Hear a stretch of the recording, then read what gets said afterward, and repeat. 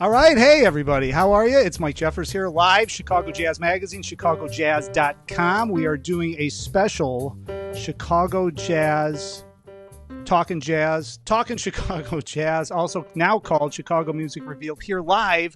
We're going to try to do it every morning at 10:30, and as I get better at this, the production quality is going to go up, and I will know what I'm doing, which will be nice. But I figured, you know what, we are on kind of a hiatus, obviously, and because of the COVID-19 situation. So I thought, you know what, I've been doing my show all the time from the hot dog stand, from the Epiphany Center for the Arts, and numerous other locations around Chicago for the past 4 years. So I said, you know what, everybody's kind of hunkered down. What better way to do some podcasts, to do some live shows, connect the whole community together, talk about the situation, promote some live Facebook performances, and also hopefully help out some people with their GoFundMe things. Why don't I just try to do a show every single morning, at least Monday through Friday? Although Friday we might do a cocktail hour. That might be like a 5 o'clock cocktail hour, which could get very interesting with Skype and with alcohol. So stand by for that. That to be announced. So we're going to work on that. But first, I'm going to apologize in advance. I am running the board. I am here doing all of this on my own. So that is going to be part of the problem. That's why we're going to run into snafus. I've got Shawn Maxwell, saxophonist Shawn Maxwell, on the show. He's got a new release, and obviously he's hunkered down. He had a whole tour scheduled that kind of got put on pause. And also saxophonist Mcgrath is going to be on today, and we're going to talk to him about everything he's got going. I know both guys are doing live Facebook Lives and teaching online and everything else, so we're going to talk to them about all of that good stuff. Also, just a couple of news notes here on the front end of this before we bring Shawn on.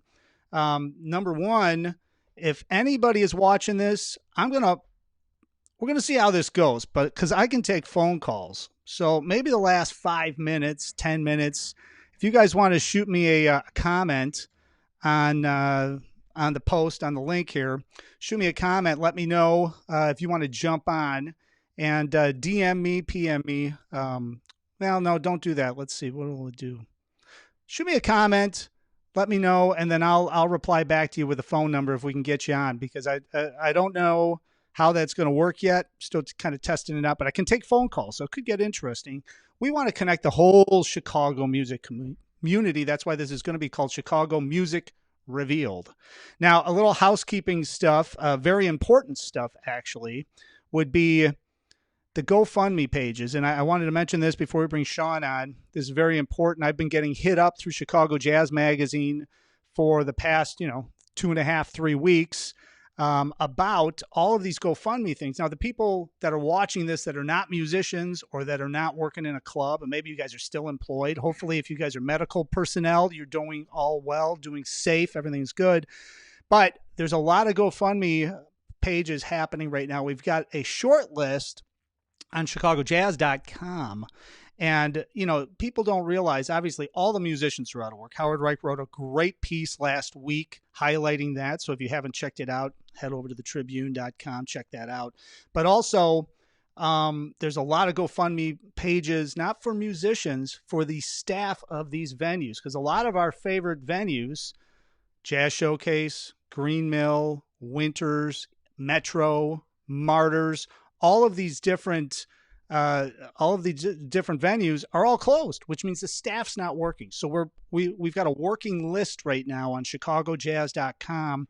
After this show, we'll make it very pronounced. We'll put a banner up on chicagojazz.com as well. But I wanted to make sure everybody knew that. So if you have a GoFundMe that we need to add to that list, hit us up. Let us know, shoot us, and you can leave a comment here with it, because there's going to be people watching this throughout the day.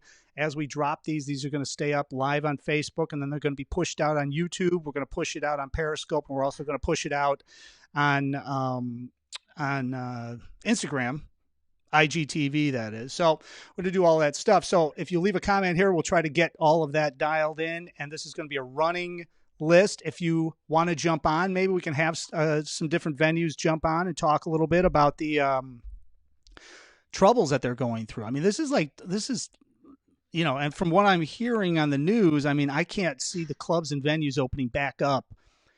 I hate to say it, until like the middle of April at the minimum, and they're probably going to be capacity limited and everything else. So anyways, very important. We all stayed together in the music scene and the music community, but hopefully this show will help to do that. Now, without further ado, I'm going to attempt to bring saxophonist Shawn Maxwell in. He's on Skype. And as I said, I'm apologizing in advance for all of the difficulties that are probably about to happen. But this could be very smooth or it could not be very smooth. And let's see if I get that, and then I can do that, and then I might be able to do that. And of course, it's not working correctly, so stand by. Here we go. There's Shawn, and there's me. Hey, split screen. All right, Shawn. How are? See, it wasn't that painful. I actually figured this out. Now, when I have to do a Skype call to somebody after you, when I call Roy, that's going to be appointment television. I'll tell you right now. Well, you also just made my next album title. This can be smooth, or this cannot be very smooth. Exactly. See, well, that's what I'm here for. That's what I told you before we came on. The reason why I wanted you to be the first one on is because I was going to screw everything up. So I know that you can roll with the punches, considering the fact that we actually did one of the interviews I've done with you at a hot dog stand on 35th Street as buses were going by, and it worked. And that was key. Yeah, that kind of made the whole thing. So what's happening with you now? You got a new release. You just released a new album, and then all of a sudden the coronavirus hits, and your whole entire tour went on hiatus, right? Yeah. Well, new album, new label, and everything was great. We started like the beginning of the tours at the Jazz Showcase mid-February, end of February, and we got 3 weeks in, and everything was rocking, and was supposed to be pretty much booked on the road for the next 3 or 4 months. And I'm sitting here talking to you, and that's the highlight of today. Well, some might say that's a highlight. You don't have to sound disappointed. It would be a highlight regardless. But unfortunately, we're just obviously everything's canceled with what's going on now. Well, so what's the name of the album? Why don't we plug it a little bit? Because obviously they can purchase it even if they can't see you performing it live. It's very important for everybody to support all these artists, right? So what's the name of the album? Let's talk a little bit about the background of it, how it came about. I know you've been working on this for a couple of years. Nick Ipers is involved again with this, which is exciting. You got him out of his basement. You got him producing things again. That's good for Nick in between golf seasons. I know it's very important for Nick to get out and do things. But, the former owner of Chicago Sessions, Nick Ipers, that's why I bring it up, because he's a buddy of ours. But talk a little bit about the process. What's the name of the album? Where can people pick it up? Great. Yes. Here's the album, Millstream. Yes, we've been working on this for about a year or so, just writing new tunes. Kind of went back to a quartet setting. I've messed around with larger ensembles for the last 3 or 4 years, like a 10-piece and then a quintet, and just wanted to kind of get back to like the basics of just a regular, a regular quartet. All original music. And yes, our man Nick Ipers mixed, mastered, recorded, and was, co-producer and wearing several other hats on it. Right now, the only way to purchase it currently is on iTunes, and I would encourage everyone to go download that today. Physical CDs, I'm working on getting something on my website, hopefully within the next day or so, where I can sell CDs. I have a limited amount just because the label is based in Germany, and nothing's coming into the country right now. So, and they tell me, as far as CDs and vinyl, they're just like, I don't know, dude, maybe in the mid-April, maybe July. So, but iTunes is a definite bet where you can download it today onto your phone or tablet or whatever you have. And I have, I believe, about 150 CDs here, which I'll be, again, set up on my website, hopefully by Wednesday. Well, and also, you know more about this than a lot of people because you tour a lot. You've been doing a lot of Midwest hits, and then you've been doing some East Coast things and back and forth. You got a nice circuit developed now, especially being able to play your original music and be able to go out and perform and actually tour and have it somehow, affordably, economically make sense. But that's really when you sell the physical copies, is when you're out in the clubs, out performing at venues. Right now, really a lot of the stuff I would imagine, if you're not performing, would be digital anyways, even if it wasn't for this whole Corona situation, right? True. Yeah, that's why I don't want to make it online panhandle. someone can go and purchase a CD or download on iTunes. It makes a big difference because, yeah, not only that income from the tours and playing live is gone, but I was trying to explain to a friend of mine, and it's like, yeah, it's, I know this amount of money that I've lost from not doing these shows, but I've probably lost this also large amount just in CD sales. The first 3 weeks of the tours, CD sales, I mean, if I just average that out, well, it's a number I don't even want to think about. Yeah, I can't. I mean, I can't even imagine. Well, I mean, I think everybody's in the same boat, obviously, but especially when you're just first releasing a brand new release, you want to get on top of it and get moving. But hopefully a show like this and some other things that you could possibly do will help keep a little bit of momentum going so that when you actually everything breaks loose, you're ahead of the game.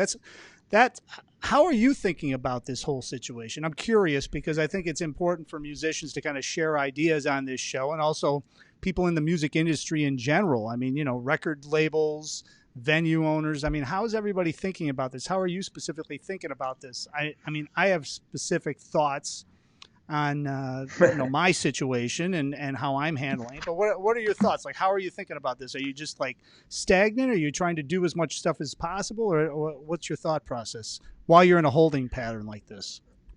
Yeah, man, it's 11:08 a.m.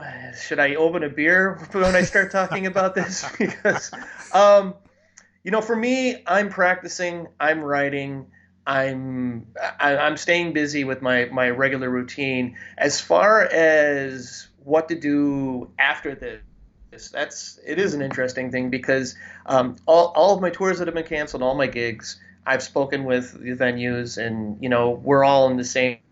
We don't know what's going to go on. They've all promised to reschedule with me, but no one, and I don't blame them, no one wants to reschedule anything right now, even if you book December 1st or whatever, because who knows what's going to happen.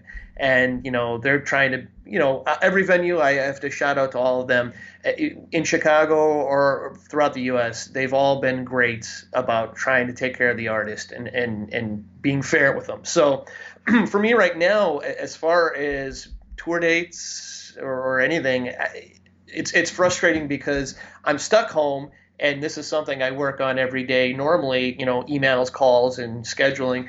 And I always think, man, I wish I just had more time to do this. And the frustrating thing is I have that time now, but you just can't do anything. So kind of my long-winded answer to you is, as far as that, it's just a holding pattern and, trying not to watch too much CNN and then try not to drink too much when I'm not practicing. Well, and first of all, what's your website, ShawnMaxwell.com? Am I got that right? Yes, SHAWN, ShawnMaxwell.com. Eventually, in 2 weeks, I'll actually have graphics that'll pop up over here because I'll be more adept at doing this. So, again, I apologize for everyone watching. This is episode 1 of Chicago Music Revealed, the remote bunker version coming from the Chicago Jazz Magazine studios in the Chicago Jazz Magazine headquarters. Whatever. It's in my house. I've got a home studio. Okay. But Shawn, you've also, I know that you're busy because every time you're trying to do something, you have a dog that's distracting you, and you can follow Shawn on Instagram. It's a good follow on Instagram. What's your handle on Instagram? I believe it's the Shawn Maxwell. Yeah, that's it. So, it's always good. So you have a dog, you've got alcohol, you've got a saxophone. What could go wrong? Yeah. Well, you put it that way. Maybe I should quit this music thing and just do a reality show from my house.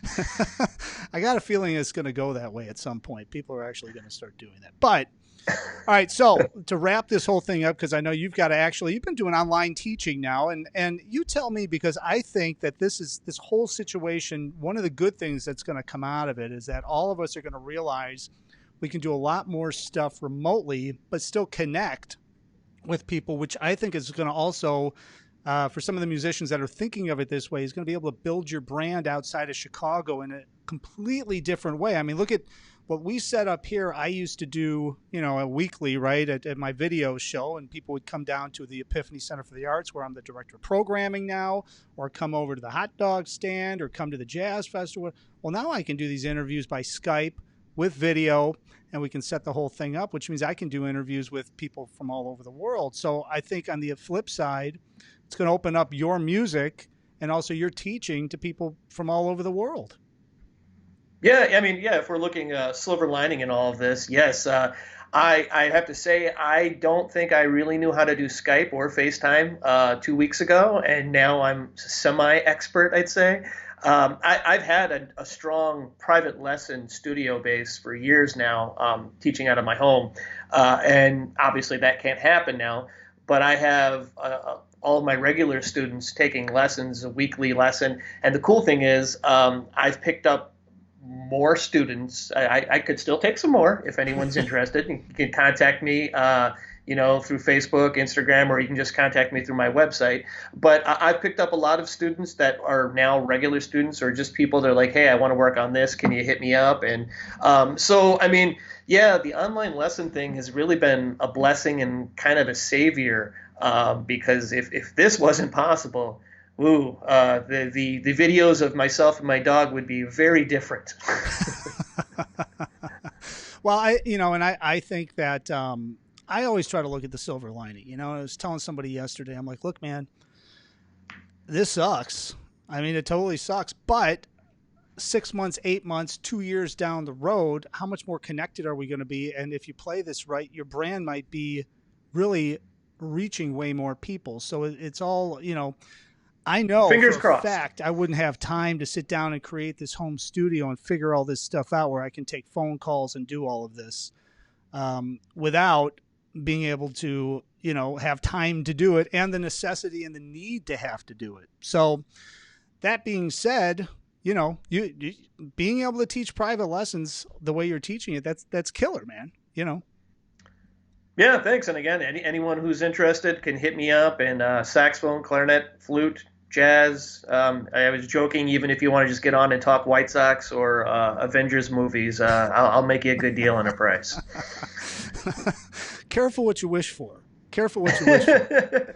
All right, so all the information. To talk about Stan Lee, I'm cool with it. All right, all the information at ShawnMaxwell.com. Of course, we'll link all this up when we put this back up on YouTube as well. It'll be up on ChicagoJazz.com later today. And we're going to drop this thing as a podcast. So we're going to be multimedia here all over the place every single day coming to you. Shawn, thanks for bearing with me, being the first guest. Oh, man. Thanks for having me. I appreciate it. This is like the brand new rebranded. So I've been doing Talking Jazz. I've had 150 episodes of that. We're rebranding it, turning it into Chicago Music Revealed, so we can talk to all different musicians from all different genres. And you are the first guest, so you can put that along with all of your other accolades. And, congratulations. It doesn't come with a plaque. It comes with nothing. But my thanks. Well, wow, it's the best accolade yet then. And, just for that, why don't I give you a special thanks for being on the show. Applause. You recorded that at some poor jazz musician's gig who had his mom and his aunt there. It was my last gig, man. Come on.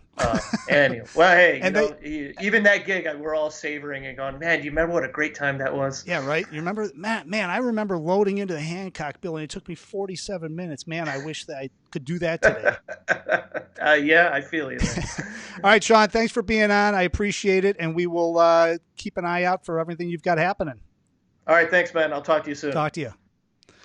Shawn Maxwell, ladies and gentlemen. And, again, you can go hit him up on all of the different platforms he talked about. And, it's one of those things that all of us musicians and business owners right now, we're like, what are we supposed to do here? So we're finding different ways to connect. We're finding different ways to do things and make things happen, which is the only way you can do this kind of stuff. Now, I'm going to preface this whole thing that everybody's got to bear with me and stand by, because, again, I'm going to try to bring on Roy Mcgrath now next, and I do not know what I'm doing because I'm trying to run the board. I'm trying to run all this stuff on my own. So anybody watching this is probably going to have a really good laugh at some point, but that's all right. Who cares, right? I could care less. So I'm going to try to bring Roy on. Now we're going to talk to Roy.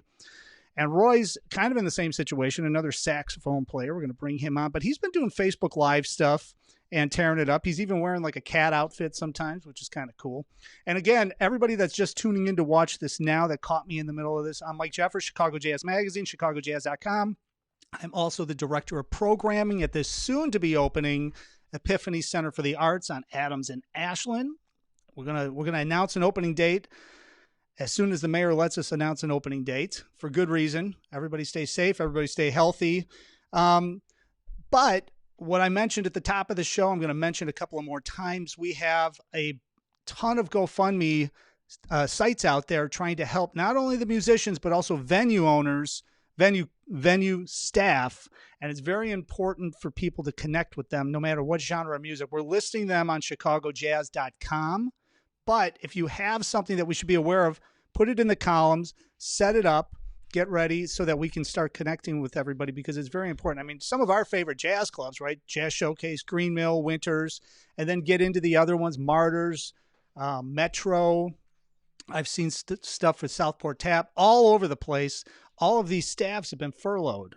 So they have GoFundMe pages. So anybody that can do anything to help keep them afloat during this time is very much needed and would be very appreciative, I'm sure, by the staff. And again, this is a test run. It's episode 1. The production value is going to get better. I'm going to have different guests every single time. I can actually do phone calls as well. So we're talking about, like I have a whole team. Thinking about having an open call-in session here at the end of this show. So we'll see what happens with that. Love to connect. I'm trying to connect the whole music community together. So we're going to be launching some different platforms as well this week, social media platforms, in order to do that. So hit me up. I love the comments, man. Let's just roll through it. Roy, I'm coming to you in a second. There's Jesse Charbonnier. Hey, Greg Fundus. How's it going, man? We got to connect. We got to have Greg on the show, man. That guy does all different genres of music. Killer drummer, great dude, and love his playing. And always great to watch some of his videos too, man. I mean, it's like Led Zeppelin 2. He's smoking. John Bonham killing. So, all right, and then we're just flipping through Tracy Oliver. How you doing, Elbio from Delmark Records? We got to have you guys on as well, man. We gotta hit all these guys up. So hopefully we'll all be able to stay connected like this. All right, now, again, I am prefacing the fact that I am running the board myself. So let's see if we can bring Roy on. I'm going to try to call Roy now. See what we can do here. Trying to catch Roy. All right, stand by. See if I got him. All right, let's see if this works. All right, Roy, are you there? There you are. Let me see if I can bring. Hey, there you are, man. Okay, awesome. How are you? Good. I think there's a little bit of delay between you and I on Skype, so I'm gonna wait a bit in between response. All right, we'll see what happens, but make sure you have your Facebook shut off too, because that's going to make things really confusing as well if you've got that thing running somewhere. Gotcha. Okay, so the first off, I Killing Sax Player, you and I actually have been talking because we're going to start a Latin night over at the Epiphany Center for the Arts. We were going to do it on May 5th. Obviously, that's on hold right now, but we're going to turn it on and we're going to get something happening. But the stuff that I'm able to watch you do in your cat outfit. Yeah. That's some craziness, huh? Well, hey, man, you got to do what you got to do. There's nothing else you can do, right? Yeah, man. I mean, to be honest, I started that kind of when it gets serious and people were just realizing what was happening in the world. And I mean, in many ways, the music was kind of a secondary thing, and I just wanted to get attention away from everything that was happening, So I figured dressing up into a cat outfit and playing to really bad backing tracks would be just a great way to get people's mind completely off everything, Well, you know what I love about, and I tease you about that because you've done other videos without the cat outfit, but it's one of those things that you've got to, on Facebook, on all of the social media platforms, you have to be able to stand out a little bit. And, Absolutely. It's one of those things that it's like, you're finding your little niche and people are doing these live videos, and similar to what I was just talking to Shawn Maxwell about is that you're reaching other people. I guarantee you people had not seen Roy Mcgrath, and then all of a sudden somebody shared that and sent it off to somebody, and they found you and they found your music, and that could be a plus out of this whole thing. Absolutely, for sure. I mean, I definitely didn't plan it that way, but I mean, that the first two cat outfit videos, I shared it. I didn't share it. Others shared it like crazy, and part of me was like, this is too ridiculous. Let me go back to wearing normal clothes, and it wasn't as fun. Not just for the audience, but for me, it wasn't fun for me either. I mean, everybody right now, let's be honest, everybody's in their house. I mean, are you wearing pants, man? No comment. Yes, of course I'm wearing pants. Come on. I'm a professional. Like everybody's in pajamas. Everybody's like being relaxed. Everybody's it's not the normal right now, So in many ways, like a guy in a cat outfit is even more normal than what the world is right now, That's a great point. That's a great point. And, let's talk a little bit about your background, because I know some people watching this will know, some people watching this will not know, but it's interesting to me. And that's why I've had you on the show. You and I had a great conversation the first time you came down to the hot dog stand. Yeah, that was awesome. That was a great time. And we were talking about that. And then I know that we've been talking about doing some other things. And again, we were talking about starting that Latin night over at the Epiphany Center for the Arts when we finally open up. But you not only play, but you teach, but then you also have been on these huge, they're tours, but they're also connected with a cultural aspect to it too. When you were in China for like a month 2 years ago, right? So, talk a little bit about your background with that. You're from Puerto Rico. How did you end up coming to Chicago? Well, so I was born and raised in Puerto Rico. When I came to the States for college, I went to New Orleans for 6 years, did my undergrad at Loyola, and then I came to Chicago to study at Northwestern because a good friend of mine, Gustavo Cortinas, Mexican drummer, he was just like, dude, you should come to Chicago. It's great. And I love Chicago. So, I visited once and I decided I wanted to come here. And the master's degree at Northwestern was kind of like my way of coming to Chicago in a safe way, if you would say. I should have just come without getting a degree or anything. But regardless of that, so I've been going to China every other year for the past 6 years. So I've been there 3 times in the last 6 years. Half of the time we're doing educational tours to colleges and high schools, elementary schools, teaching what jazz is. And then just mingling with their musicians over there. And then half the other time we're playing jazz clubs over there. And it's been great. Right now, for the last couple of months, like I've been really feeling for all my friends over there because of what's happening.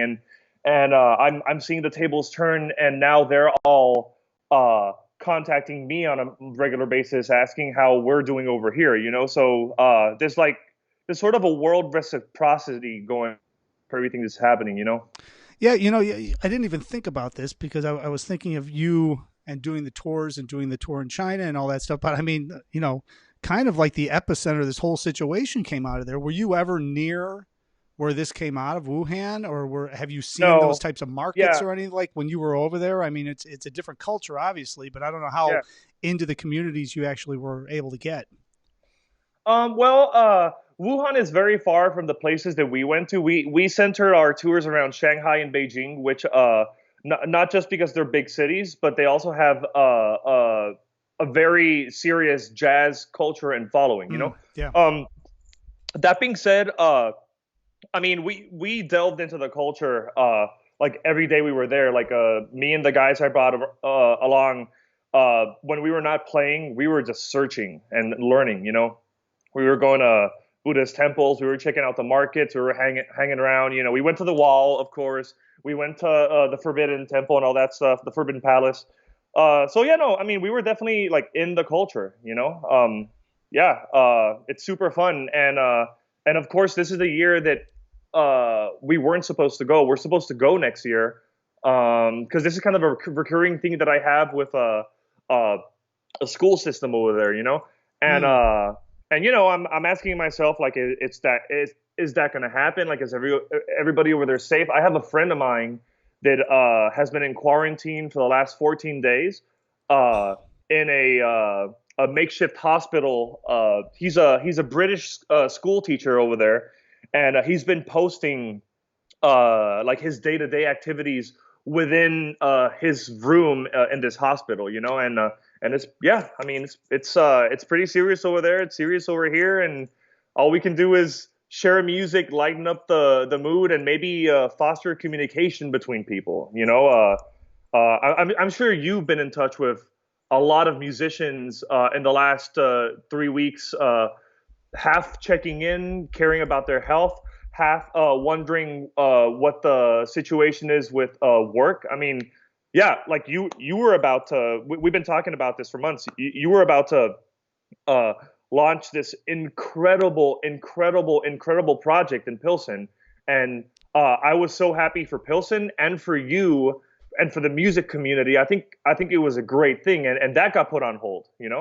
Yeah, I mean, and the way I look at it is it's similar to, like, you're trying to connect and create stuff, and that's what I'm trying to do. I'm trying to change this show around so that we can do something so that the community can stay connected no matter what genre of music you're playing. And the Epiphany Center for the Arts, same kind of thing. It's going to open up, but it's not opening up April 30th now. It's going to open up hopefully, towards the end of May, hopefully. Yeah.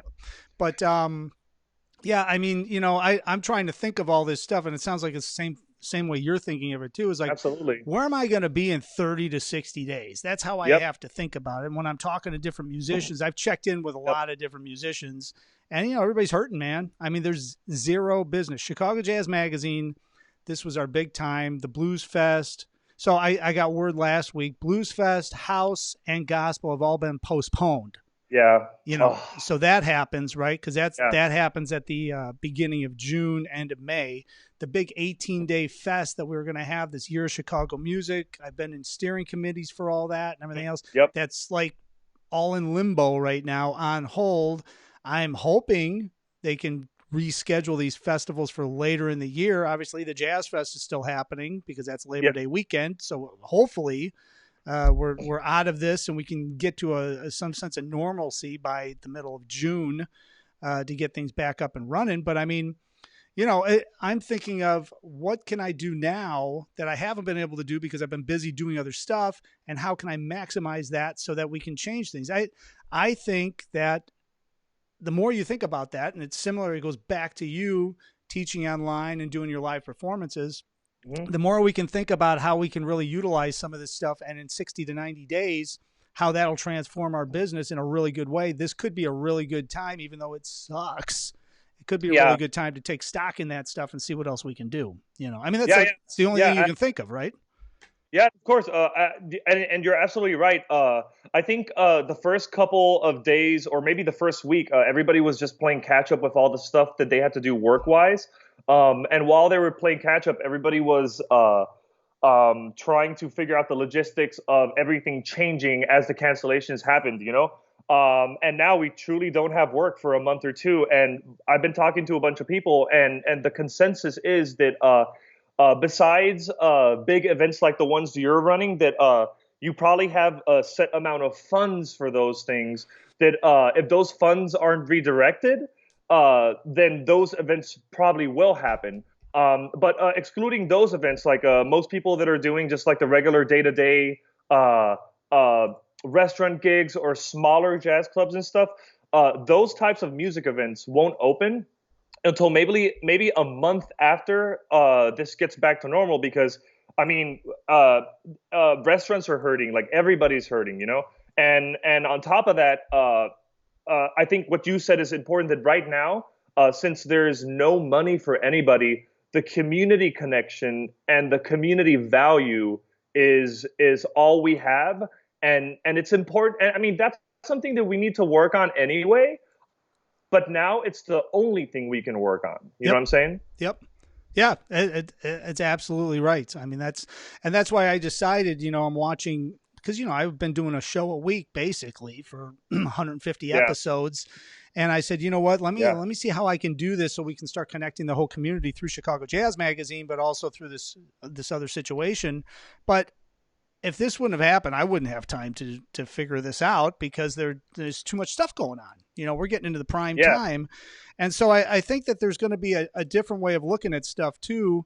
Whereas like what we talked about, you're going to be able to connect with a lot more people than you ever have, which hopefully when this whole thing turns, it turns into a benefit and it draws more audience members out to your shows, Yeah, absolutely. And this might be debatable, but I'm just going to put it out there for public debate and for people to talk about. I think New York and LA do a better job of using social media platforms to promote connection and music. Like, for example, I've seen a lot of LA musicians doing a lot of Instagram lives. Some of them are just playing for people. That they're just starting conversations, and that's been going on for like the last 2 years. Chicago has been a bit more hesitant towards doing that. But there are people that do use it, and I think now people are realizing that if they are to, as you say, keep the momentum going, right, then this is the only way right now, Yeah. I mean, it's here for you, it's here for you. So, I mean, yeah. Well, all right. So when's the next time somebody can see your Facebook Live? What's your website? Is it roymcgrath.com? Yeah, it's roymcgrath.com. Okay. I gotta update my credit card information because it's been down for like a month or two. So I need to it's on my things to do today. I forgot, But roymcgrath.com, Roy McGrath saxophone on Instagram. And honestly, man, like I don't know when I'm doing these lives. I just do them when I feel like it, And the thing about social media and the thing about people right now is that since nobody is doing anything, the minute a live pops up, people just join and share. It doesn't matter what time. I think Cliff Wallace did a DJ set spinning vinyl at like 1 a.m. or 2 a.m. the other day.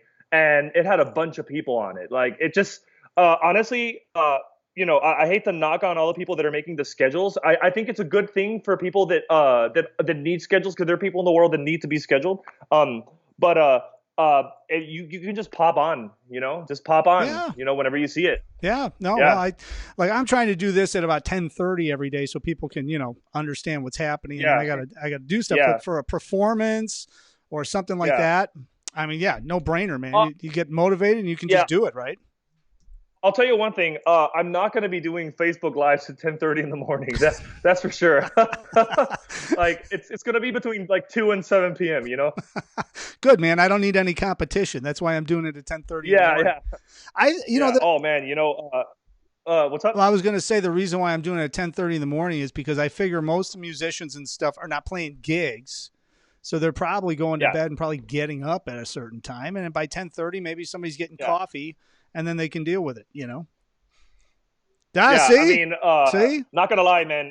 So for everybody listening, Mike hit me up at like 11 o'clock at night. Hey, man, you want to do a live tomorrow? And I'm like, and like, you and a bunch of other people, you're asking like, so what's your schedule like? And it's like, come on, man. Like we got nothing, man. Like let's be honest about it, So Mike hit me up at like 11 p.m. I was like, sure, let's do it. And I kid you not, like I probably woke up at 10:15. While we were testing out the Skype, I was making coffee, so I haven't even woken up yet, man. That's like, and that's everybody I know. Cause I was having, conversations with musicians at 3 a.m. last night, Yeah. Yeah. Well, so I got up this morning and this is like the life we've have to live in right now. I got up and I'm like, wait a minute. Cause I know they have the paper delivery at a certain place here in Bridgeport. Gotcha. So I went over and I stocked up on paper towels. I got Clorox wipes and everything. Everything gets delivered on Monday morning, man. So I'm good to go. I got back. I called you. And, you know the down low on what time the delivery is happening, man. Come on. I ask questions, man. I ask questions. That's gold right there. Every single time I walk the dog 6 times a day, man. All I do is smell like bleach now, but I'm in and out of the house. It's like I got to wipe everything down. It's but for whoever's listening, man, like I'm glad you're doing that, and it's important. It's important. I'm sure you've seen on my personal Facebook page, I'm very vocal about this. but we gotta be clean. We gotta be clean for the next month, you know. And I know this is a show about music, but this is a bit bigger than that, you know. And I played this. The last gig I played, I just realized that my saxophone, like, you know, you blow hot air into a metal pipe and it comes out the other end. Like, it's like the wrong instrument for right now. Yeah. You know what I'm saying? Yeah. Well, I think that a lot of people are never realized the amount of times they touch stuff, they touch their face, they touch anything, they eat. I mean, I've seen people I'm pretty anal, but I've seen people get off the L and then sit down and like eat a cheeseburger or something. It's like, dude, you haven't even washed your hands. Yeah, it's like, you know, I mean, but that's how this whole thing's getting transmitted. So it's very important everybody's careful. I mean, I walk around, I'm in a loft building, I walk outside, I've got the wipes, I've got the handy wipes. I go to the store, I stay away from everybody. I got the handy wipes going, I'm wiping everything down. I mean, it's the new normal right now, and it's the only way we're going to be able to operate, because the only way to get this curve so that it breaks is for everyone to stay isolated, stay safe, and stay clean, to your point. Yep. I mean, that really, it helps so much. And like, we don't have to get into all that stuff right now, but yeah. And just bringing it back to music, I think we all realize how important the community aspect of music is. I mean, it's not just playing with other musicians, which anybody that's practicing in their house right now realizes that we might get technically better at our instrument. We might not get better at playing jazz, because you need that community approach to playing that music, you know.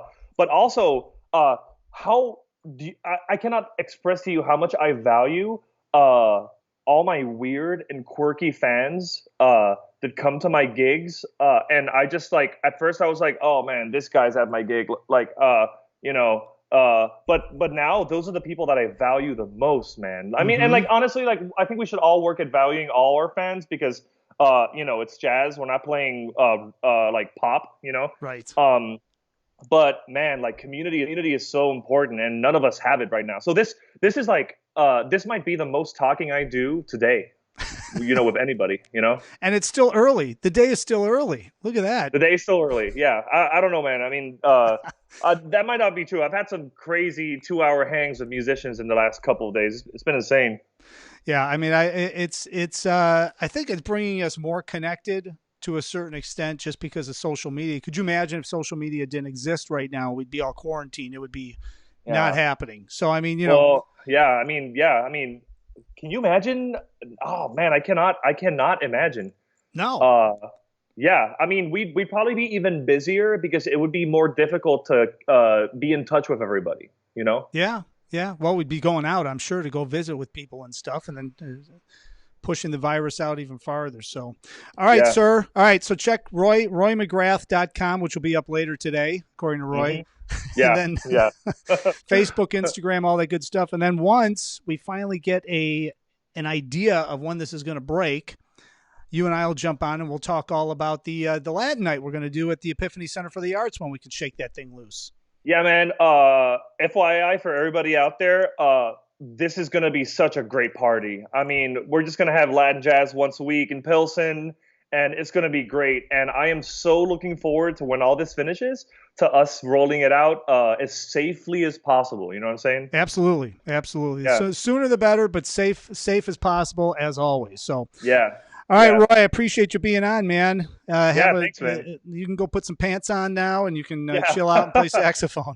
Yeah, it's getting a little bit cold right now. All right, man. I'll talk to you later. Thanks. Yeah. All right, wait. I got to flip Roy back over there. There we go. All right. Well, that was fun, huh? All right. So far, so good on the first test run of this show. So, again, I'm Mike Jeffers, Chicago Jazz Magazine, ChicagoJazz.com, Director of Programming at the Epiphany Center for the Arts, and which is going to be opening up on Ashland and Adams, 201 South Ashland. We were like a month away from opening, and then this whole thing happened. So be sure to stick by. We'll keep everybody posted. I'm going to try to do this show every morning at about 10:30-ish, depending on technology and my schedule.